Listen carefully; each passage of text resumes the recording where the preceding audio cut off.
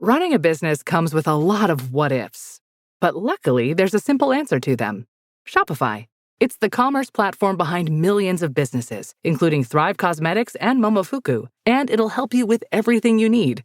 From website design and marketing to boosting sales and expanding operations, Shopify can get the job done and make your dream a reality. Turn those what-ifs into... Sign up for your $1 per month trial at shopify.com/special offer. Introducing Meta Ray-Ban Display, the world's most advanced AI glasses. With a full color display built into the lens of the glasses, it's there when you need it and gone when you don't. Send and receive messages, translate or caption live conversations, collaborate with Meta AI, and more. Be one of the first to try Meta Ray-Ban Display. Visit meta.com/Meta Ray-Ban Display to book a demo and find your pair. A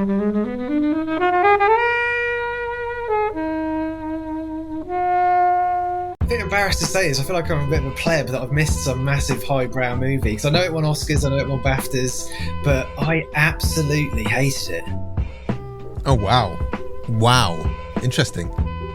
If someone said like, oh, what's a great Robin Williams film, I would probably forget that this one exists. I think it's interesting, and if you haven't seen it and you're like always curious about it, you should definitely watch it. But I think like the small amount of Robin Williams in it would surprise people. I think it's good.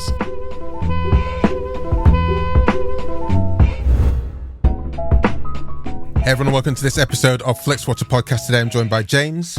Hello, how you doing? Steve. Hi, how you doing? And Helen. Hello.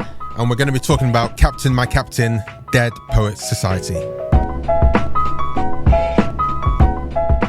Thank you as always to the mighty people for their mighty tunes, and thanks to Ben from Rockwood Audio for editing this podcast and all of our episodes. Please do remember to head over to Spotify and Apple Podcasts and Pocket Casts. Go there, click on the 5 stars and give us a glowing review. And also, if you want to join us on social media, we are at FlixWatcherPod on Twitter, and on everything else that has ever existed, kind of, we are at Flixwatcher.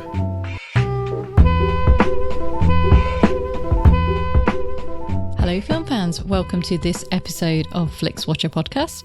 Our guests today are Steve and James. Over to you please, James, to say hello to our listeners and tell them a little bit more about who you are and what you do, please. Hi guys, thanks for having us on. Yeah, we're James Lloyd and Steve Smith from the Alcohol-Free Revolution podcast. So Steve and I met about a year ago when we were training to be alcohol-free performance coaches. We both quit the booze about 4 years ago. It's actually 4 years ago today for me, actually. So on the day of recording. So, congratulations. Yeah, and it's been pretty life-changing. I mean, neither of us were alcoholics or anything like that, but we're both at the point moving into our 40s where we kind of felt that alcohol wasn't really serving us anymore, and perhaps something needed to change. It wasn't serving you. That's an interesting way to phrase it. I know, yeah. No pun intended there, KB. But one thing that we found from a lot of the coaching work we do is it's actually extremely common for people kind of that age, getting into midlife, starting to question, is the booze doing what it used to do when they're in their 20s? And our message is kind of quite simple, really. We don't believe you have to have a problem with alcohol to take a break, because, the gains of taking that break have been absolutely transformative. It's things like better sleep, lower stress, more energy, more present, fitter, healthier, happier. And that's why we set up the Alcohol-Free Revolution, because, we want to try and encourage. So are we going into Radiohead's lyrics here? No, fitter, healthier. What's that? Fitter, a pig happier, in a cage on more antibiotics. Yeah. Helen's not. Are you still not drinking, Helen? Sorry, I said that. That sounds accusatory. Yeah, I'm still not drinking. Yeah, a recent convert. Because I remember when quite early on in our making of this podcast, someone came in and me and her were talking about the alcohol-free beers, and Helen was like, "What are you even talking about? I like a drink." And then like a year later, you're like, "Yeah, I'm going to stop drinking now." And I was like, "Cool, either way, it's all good either way." Stranger things have happened. This is it, yeah. That does happen. Yeah, like the 40-ish age bracket. I certainly drink a hell of a lot less than I used to, and I know a lot of people who just like, nah, it's not for me anymore, and that's their lives, and it's just acceptable now as well. Whereas 10 years ago, people would have hounded you for like, why are you not drinking? You did right. I think attitudes have changed a lot around alcohol. I mean, there's been a real big shift, within popular culture around alcohol. I think you're completely right, KB. You go back a few years and you would have been roundly laughed at for saying you were having an alcoholic beer. But kind of now I think it's a lot different. It's about 10 million people in the UK that don't drink. It's about 20% of the adult population, and it's, growing. I think 1 in 3 people did dry January last year. So, and if you talk to a lot of the younger people as well, it's about 40% of people under 25 don't drink now, which, I think we're all of a similar age, I sense. And the idea of sort of living in the 90s and the idea that 40% of kids wouldn't drink is just insane. But, it's changing. And I think, well, I know that it's people of our age, they're kind of their late 40s, kind of 50s, that, who are actually the people who are drinking the most. And we're the sort of people that are running into the most problems with it. But, like I said, this entire notion of, well, why would I stop drinking unless I had a problem? Is kind of quite a real dated way of looking at it. So that's part of what we do on the Alcohol-Free Revolution is we celebrate an alcohol-free lifestyle, and we try and help people who are sober curious, make that change. Yeah. Nice. But also as well, people who don't drink, and Helen, hopefully we're going to have you on the very near future, to tell your story. And we want to inspire people to make that leap. Absolutely. Anything else to add to that, Steve? Yeah, well, exactly that. I work alongside James as his co-presenter. I'm now just over 4 years alcohol-free. Yeah, exactly that. We call it the alcohol-free revolution for a reason, because we think it's definitely moving forward. And yeah, similarly to James, I stopped drinking 4.5 years ago, but again, not a major problem. I was always a keen runner, I love doing marathons, and that's just gone bigger and bigger for me ever since that came around. So I'm also an alcohol-free coach, performance coach, and qualified ultramarathon coach. Oh, lovely. Do you guys do the alcohol-free beers like your Lucky Saints and stuff? Are you? Yeah, absolutely. Interestingly, just came back from a road trip around Europe, and I've got a lot of friends that lived out in Munich, and obviously Munich is beer central, and picked up a case of top quality Munich beer from out there, Polana, alcohol-free, and it's incredible to see a city that's built around beer as much as Munich is also coming on board with alcohol-free and actually leading the way in a lot of ways in their beers. So it's great to see. Well, we're not talking about beer today, although there was a drinking scene in this film, which I was like, hold on, really? That's a bit... But actually, we may get to that in the conversation, but we're here to talk about Dead Poet Society, which is your choice, Steve. Can you tell us, first of all, why you chose it? And then, second of all, you have 60 seconds in which to give us the synopsis. Okay, well, I actually chose Dead Poet Society because I had scrolled past it so many times on Netflix, and my wife was recommending it to me over and over again. And it's one of those films you flick past. And you know what? I thought, as it's the year that it was, it's probably about time I watched it. So I chose it, and I thoroughly enjoyed the film. So this is a first-time watch? First time watch. It's only taken me, probably nearly 35 years to watch it. 89, so...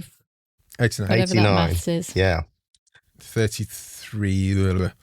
We can't do maths. This is a podcast about film. You don't need calculators, brainy people for films.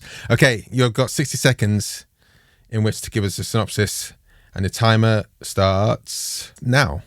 Great. So a new English teacher with suspiciously high energy, played by Robin Williams, shows up at a painfully uptight 1950s boys' boarding school, where the curriculum is mostly about Latin, misery, and doing what you're told. So Mr. Keating's a crazy maverick. He's there to blow the teenage minds, and his teaching style involves ripping up pages, standing on desks, and emotionally destabilizing young men with poetry and dramatic pauses.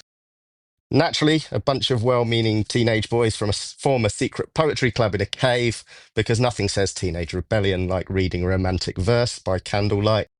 And at first, it's all carpe diem and dramatic Whitman quotes in the woods, until things take a turn. Suddenly, we're knee-deep in father issues, identity crisis, and one emotional gut punch that hits harder than you'd expect from a film about poetry. It's all when you think it's all wrapped up, some boys climb onto some desks and slowly, deliberately form a protest. Very nice. Yeah, I think they should replace the IMDb description with that. A little bit. What's the IMDb description? Is just like some chaps read poetry. So boring, yeah. Yes. It's wild to bring on a film you've never watched. Very brave. And especially when it's a well-established film. That's a nice way of saying old, maybe. James, have you seen this before? No. So it was the first time for me. Wow. Yeah. How about that, eh? What's going on here? I wonder if it's kind of easy to miss. But yeah, what were your thoughts then? You'd lead us out with your opinions. I remember it coming out at the time, around about 1989, 1990. Never watched it. Watched it this weekend for the first time. And yeah, I'm kind of thinking about whether or not I can bill Steve for those 2 hours back. It's found it a really, really tough watch, if I'm entirely honest. I'm a bit embarrassed to say this. I feel like I'm a bit of a pleb that I've missed some massive highbrow movie, because I know it won Oscars, I know it won BAFTAs, but I absolutely hated it. Oh, wow, interesting. Tears off with a reason that you took against it. I found it pretty hard to relate to be honest. I know you guys don't mind some plot spoilers, but just the idea of a bunch of 16-year-olds on a Friday night going sitting in a cave, reading each other poetry, smoking a pipe. I'm just not sure even in the 50s that was something that would have appealed to people. The rich kid commits suicide because his dad tells him he can only be a doctor and not an actor. I mean, a little bit difficult to have much sympathy, I felt. So I don't know, I just found it really difficult to connect with. You look at some of the coming of age movies of a similar era, just obviously Stand By Me is very different, but it's a couple of years before that. It's also set in the 50s. And it's an absolute timeless classic, and you kind of compare it to this, and I don't know, I didn't think it had really aged particularly well, if I'm honest. Well, it's interesting that I think that some of these films are imprinted on you depending on when you saw them or what. But it's interesting that both you and Steve, of similar age group, have seen it for the first time and had wildly different experiences. So that fascinates me. That's really interesting. Helen, when did you first see this? So for some reason, I have a very strong memory of this being on BBC Two, like literally every weekend in the 90s. And like whenever it was on, I think like my mum would always put it on. So it's just one of those films that I feel like I've just seen so much just by there not being much else on. And Robin Williams was kind of a big thing in the 90s, and it being one of those adult films that I was allowed to watch, even though I watched it probably when I was like, I don't know, 8 or something. But it's one of those that I just have a really vivid memory of watching, even though probably back then I didn't really understand that much what it was about. But interesting watching it now, there's a few things that I'm a bit like...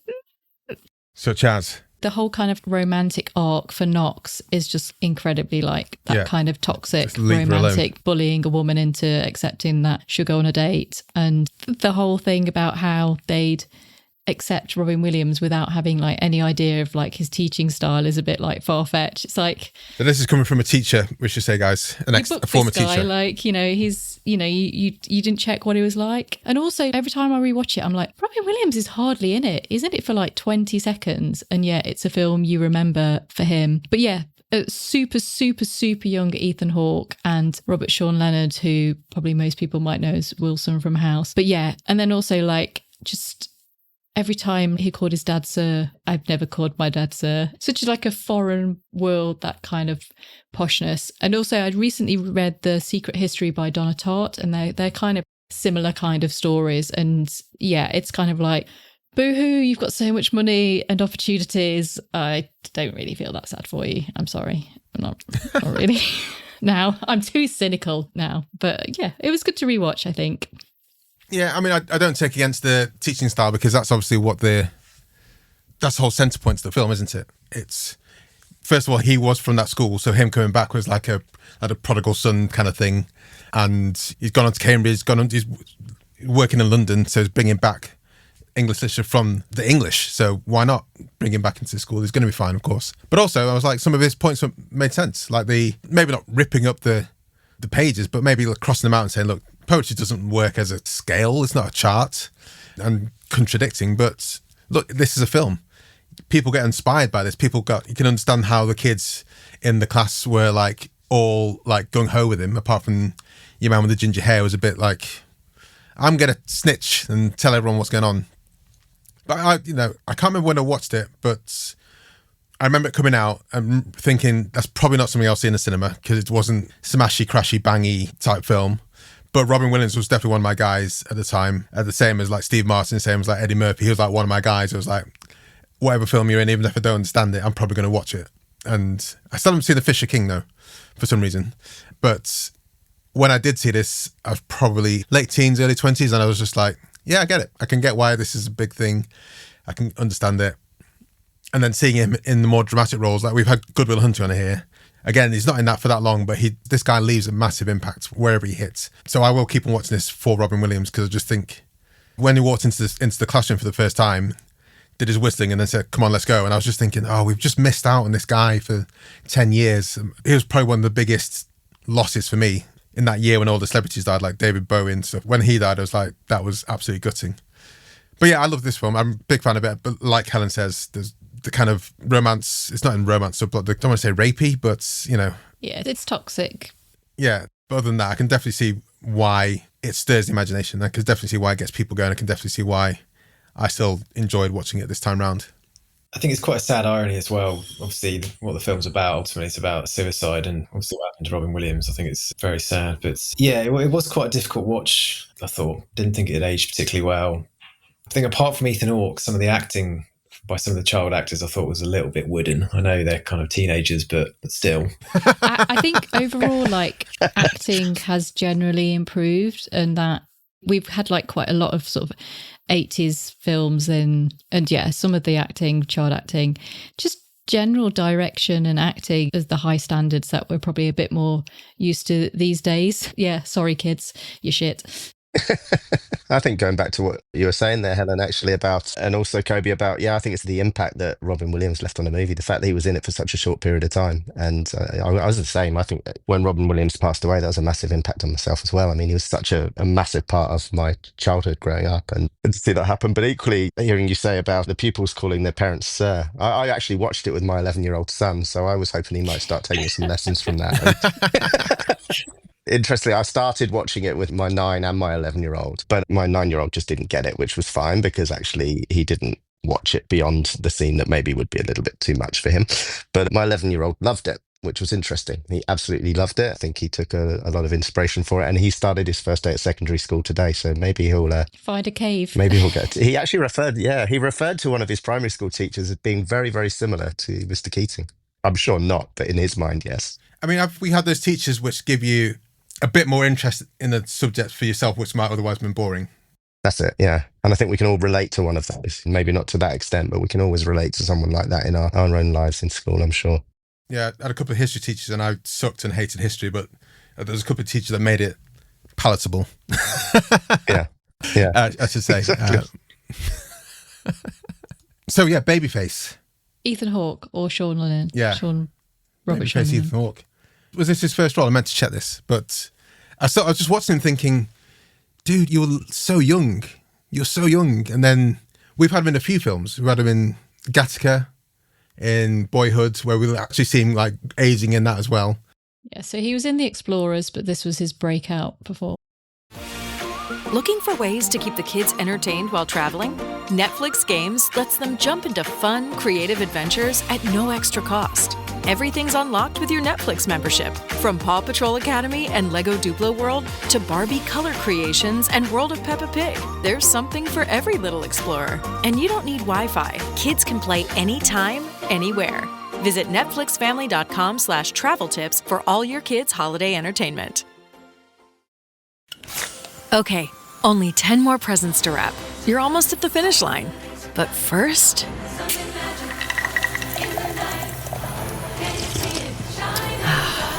There, the last one.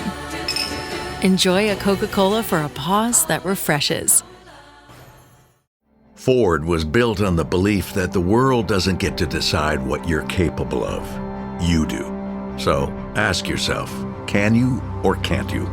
Can you load up a Ford F-150 and build your dream with sweat and steel? Can you chase thrills and conquer curves in a Mustang? Can you take a Bronco to where the map ends and adventure begins? Whether you think you can or think you can't, you're right. Ready, set, Ford. ¿Hablas español? Sprichst du Deutsch? Kann du Norsk? If you used Babbel, you would. Babbel's conversation-based techniques teaches you useful words and phrases to get you speaking quickly about the things you actually talk about in the real world, with lessons handcrafted by over 200 language experts and voiced by real native speakers. Babbel is like having a private tutor in your pocket. Start speaking with Babbel today. Get up to 55% off your Babbel subscription right now at babbel.com/Spotify. Spelled BABBEL.com/Spotify. Rules and restrictions may apply. Yeah.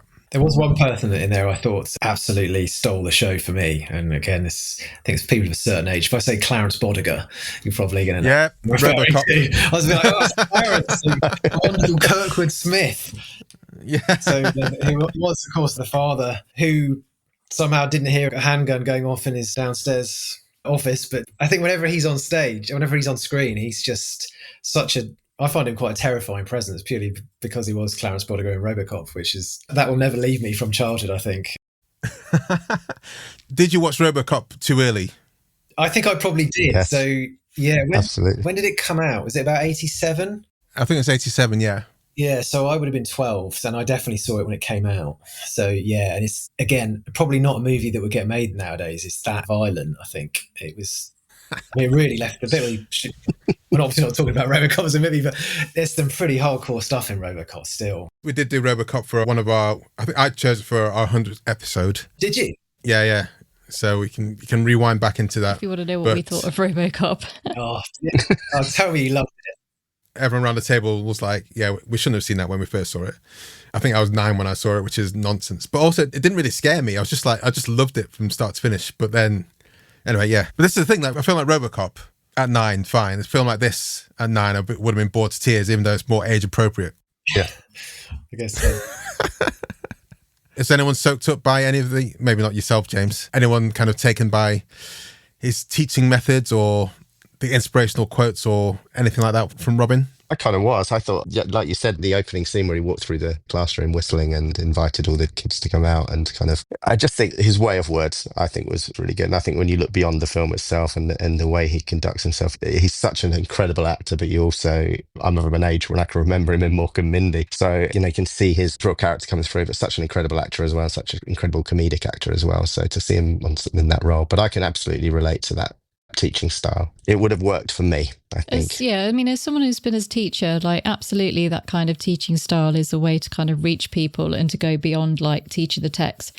Absolutely cannot do that in the English education system. You will be out.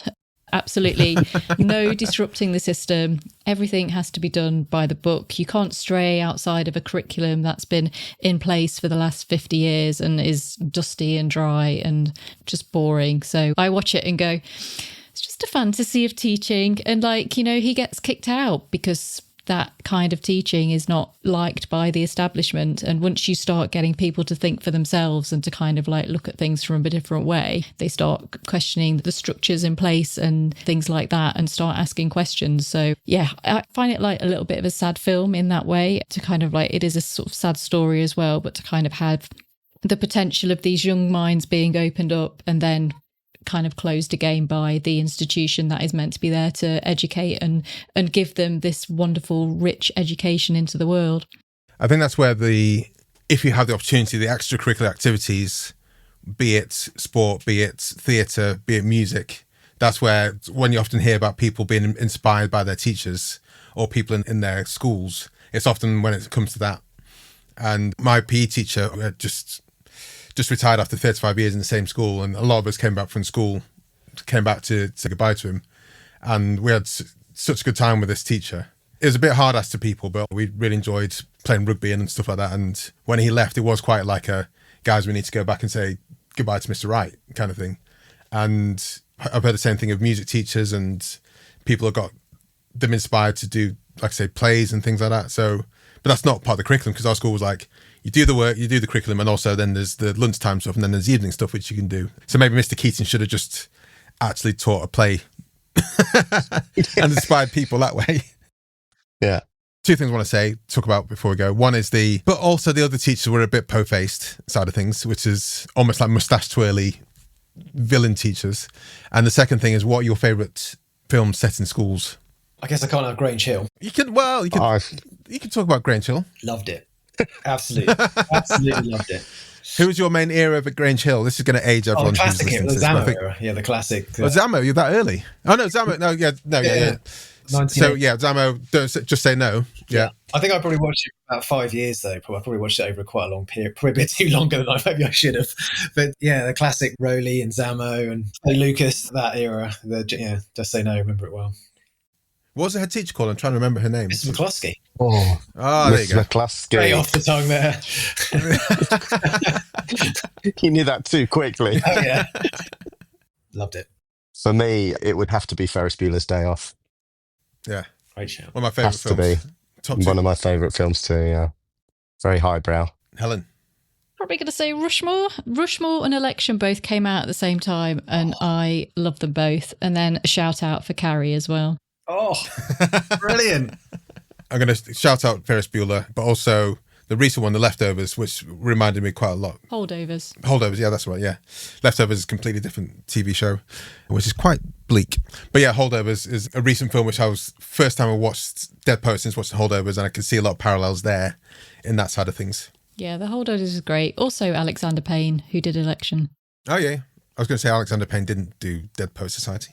That's such a hidden gem as well, I think, Election. It's brilliant. Matthew Broderick, and that's just fantastic. And I think just expanding on Steve's point, actually, Ferris Bueller's Day Off, I think anything John Hughes really pretty much fits into, I think Weird Science, Breakfast Club, any of those. Just Breakfast Club as well. That was another one for me. Absolutely. Breakfast Club really hit. Well, we've had Breakfast Club on here as well.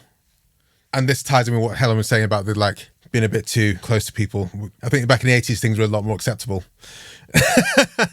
Yeah, there's some bits in that you're just like, did we just accept it? Or did we just not know what's going on? Or did we think it was fine? Yeah. When we had that, it was a bit like, I think we kind of remember the dancing and kind of like them looking kind of fist cool. in the air at the end. Yeah. But the music. Yeah, there's some bits in there where you're just a bit like, let's just re-edit it and cut those bits out. Anything else guys want to say before we head to the scores? Just wanted to say, there's a line in it. One kid gets really excited about spaghetti and meatballs. And that just really made me laugh. What's for dinner? Spaghetti and meatballs. Well, there you go. They're at a privileged school, but also they're denied things like women and obviously tasty food. Flavoursome food they're denied. Oh yeah, the thing I was going to say, when your man who's a bit on the romance track, he goes to that party and he starts drinking, and then... Oh yeah. I was just watching that thinking, I mean, that's what I did when I was 17, apart from the touching people when they were passed out. I'm sleeping. Yeah. I did have to explain that was not acceptable to my 11-year-old son. There's certain areas there that didn't age well. But yeah, let's head to the scores.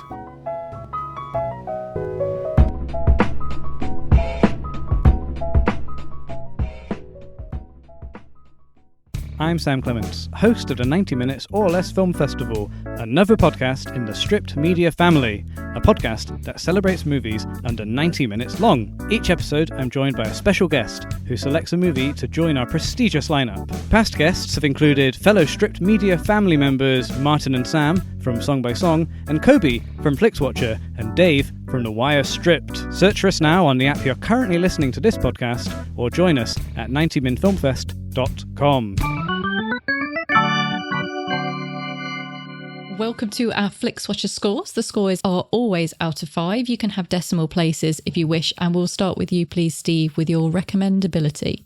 Okay, well, I can't imagine I'm going to have to recommend it to too many people because I'm probably the last person on the planet to see it, but I'm going to go with a 4, actually. I really enjoyed it. So you said your wife kept on telling you to watch. Had she seen it before? Yeah. Probably not since it first came out. Oh, wow. Did she watch it with you? No, she recommended I watched it with the kids. Oh, really? Oh, okay. Does she not remember the Down by Suicide? I don't know if she's watched it in a long time. Maybe she might not view it the same way now. She watched it again. Yeah, because when I watched it, I think I watched it after Robin Williams died. Yeah. For the first time in ages, and I hadn't remembered about him killing himself at the end. And I was like, oh, shit, that's super dark. Yeah. James, your recommendability score? I don't see me recommending it to anybody, but I think you're completely right in everything you said about Robin Williams. It is a Robin Williams vehicle, I think, to an extent, and his scenes alone absolutely carry the movie. So I think for Robin Williams, I'd give it a 1. Helen? So, yeah, I mean, I wasn't aware there were many people left that had not seen it of a certain age group. So it's an interesting one. If someone said like, oh, what's like a great Robin Williams film or a great Ethan Hawke film, I would probably forget that this one exists. I think it's interesting. And if you haven't seen it and you've like always curious about it, you should definitely watch it. But I think like the small amount of Robin Williams in it would surprise people. So I think I'd give it a 3.7 overall. I think it's good. I think I probably like it a lot more because when I first saw it and that kind of relationship I have with it, but how it would land on a younger audience, I'm not sure if they don't have that kind of familiarity with Robin Williams. Well, Steve's kid saw it and loved it. So I generally don't think I would have got this at 11 because, again, it wasn't out and out comedy and it wasn't things blown up and being guns and stuff. So I don't think I would have engaged with this in any way, shape or form. So I'm surprised and happy for your son. Just out of interest, Steve, what did your son make of the paddling scene? How did you explain that? Oh, yeah. Well, he knew that that's what used to happen when you misbehaved at school. Thankfully, I missed that by about 2 years. But he was, I think he was quite shocked by it, especially as he was just about to start in a big school. But I did explain that that's in the past and it doesn't happen anymore. But yeah, I think he was a little bit shocked by it. Yeah, tough watch. Let's get to repeat viewing score. Steve. Okay, so I did enjoy it. I wouldn't necessarily go back and watch it again. So I'm going to score that much lower at a 1. Oh, James. Yeah, it's difficult for me to find somewhere to go from a 1. So no, yeah, that's the floor that's been set there. I think I probably would rather sit in a silent room and do nothing than watch that again. So I'm going to give it a half, and that's been generous. Helen. I mean, I've seen it loads of times. I don't think you need to see it loads of times, but it kind of feels a little bit like an easy watch. So I'll give it a 3. Yeah, I think, like I said, I saw it last when Robin Williams passed away. And so I've maybe seen it 4 or 5 times. So I think that kind of cadence, like once every 7 or 8 years, is good for me to watch it. I'm sure we'll see it a few more times. But yeah, let's go for a 3.8 with that. Small screen score. So there was a couple of nice scenes in there that I'm sure would have looked bigger on a big screen, but I don't think it was necessary to see it certainly in the cinema. But yeah, there's some lovely scenes, but I think it's more than passable to watch on a smaller screen. So yeah, I'd go with a 2. A 2? Because it sounded like you wanted to give a bit of a higher score. Just to make sure, do you want to explain the... Yeah, so we generally say that if it's like made for Netflix, i.e. you wouldn't want to watch it in the cinema, we tend to score it slightly higher. Whereas if it's like, I don't know, Blade Runner 2014, it's like really epic, it would be like a lower one because you want to watch it at home. I get you. But you can also give it whatever number you want. You can give it 2, just making sure that's the score you went to. No, that's probably a slight misunderstanding on my behalf there. So we could, I think, there's no need to necessarily see on a big screen. So let's up that to let's go with a 3.6. James. Yeah, I'd put it up a little bit as well. I'd it down as a 3. I think for small screen, I don't think it necessarily needs to be. It's perfectly fine on a small screen. Helen. I'm going to give it a 5. I have only ever watched this on a TV and I don't know what I would get more out of if I was to see it in the cinema. Yeah, I'm going for a 5 as well. Again, only ever seen it on TV. Doesn't need the collective experience of the cinema to elevate it, in my view. Yeah. Engagement score. Steve. So it didn't grip me from the start. It was a bit of a difficult watch at first to kind of get into the film. So were you to ask me within the first half hour, it'd be quite low, probably a 1 or a 2. But once I started to get into the storyline, and certainly once Mr. Williams appeared on the scene and they gripped as he walked through the class, then that upped for me. So yeah, I would have found it difficult to turn off from an hour in. So call it a 4.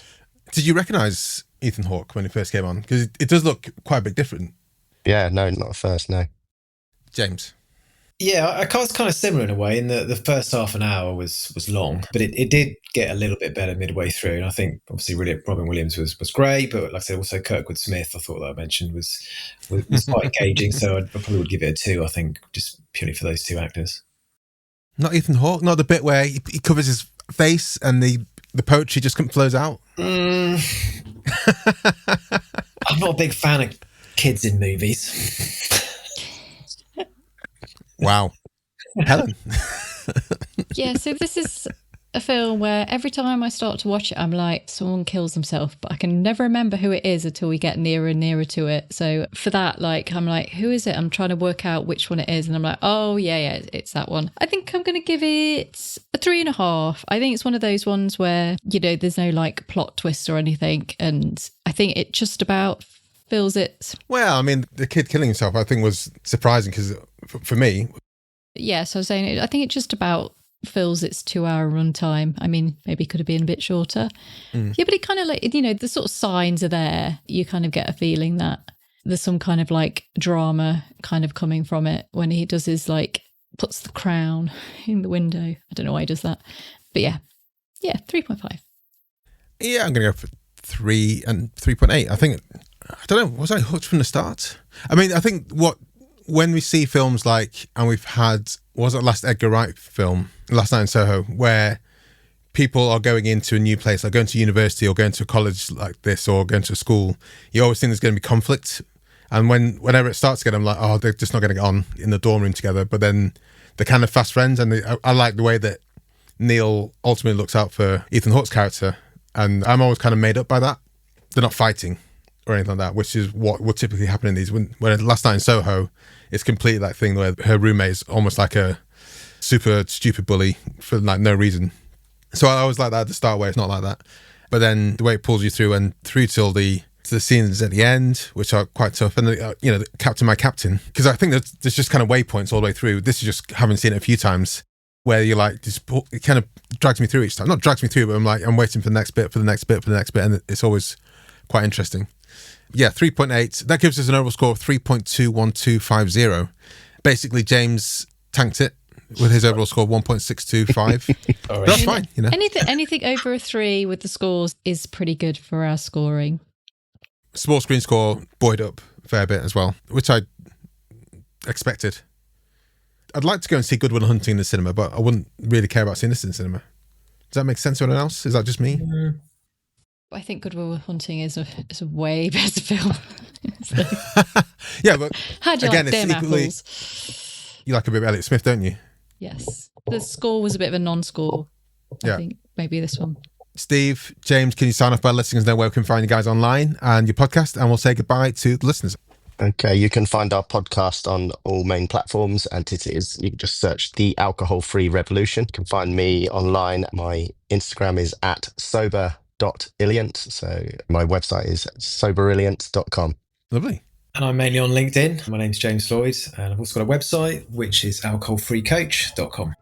Thanks, guys. Thank you so much for picking Dead Poet Society, and yeah, see you next time. Thanks for coming on. Thank you. Bye. Bye. Enjoyed this episode of Flixwatcher podcast? Why not leave us a 5-star review on iTunes? You can also follow us at FlixWatcherPod on Twitter, and we're at FlixWatcher on Instagram. Thanks as always to the mighty people for their mighty, mighty tunes, and Rockwood Audio's editing skills. If you're looking to get your podcast edited as sweet as this, get in touch with Rockwood, ROKK Wood Audio. Tell them Flixwatcher sent you.